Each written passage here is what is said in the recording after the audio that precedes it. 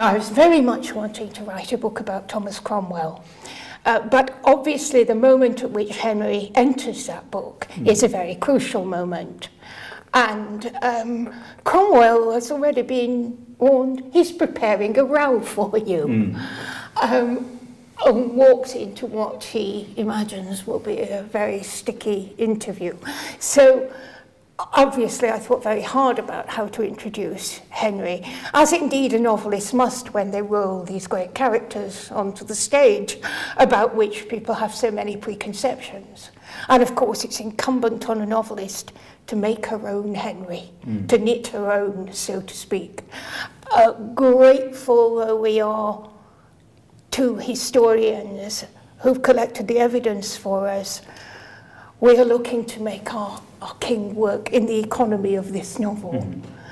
So, in a sense, it's got to be rethought from first principles.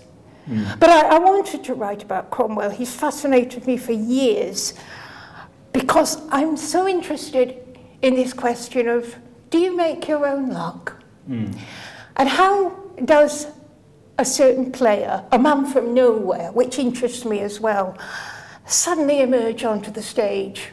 What combination of luck and management brings a certain person to their moment in history? I've always been fascinated by this, and I could see this story working through Cromwell, through his career.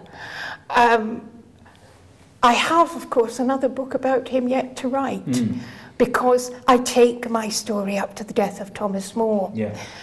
But I think the thing about Cromwell is, in some respects, he's a nightmare to a biographer and a gift to a novelist, because his public life is exceptionally well documented, his private life hardly known at all, and the first 30 years of his life were so very obscure.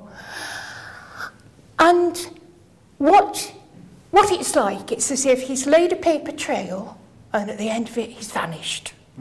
So what must present, as I say, a nightmare to the biographer, and indeed Elton thought that one could not properly write a biography of Cromwell, is the great opportunity for the novelist to, well, proceed on the basis of what evidence we have, use that as a jumping off point.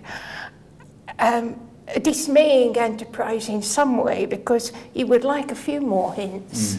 But of course, I mean, Elton was much more extreme than that. He disapproved of biography full stop. I mean, I'm hardly certain that I'm allowed to say this. This may be my Carol Thatcher moment. But Geoffrey, I remember vividly, towards the end, he was my supervisor, of course, as I was beginning to knit together what became my dissertation. I said, well, one obvious way in which to put together all of this stuff on the people round Henry, the kind of milieu in which Henry operates, would be to write a biography of Henry. This terrible silence.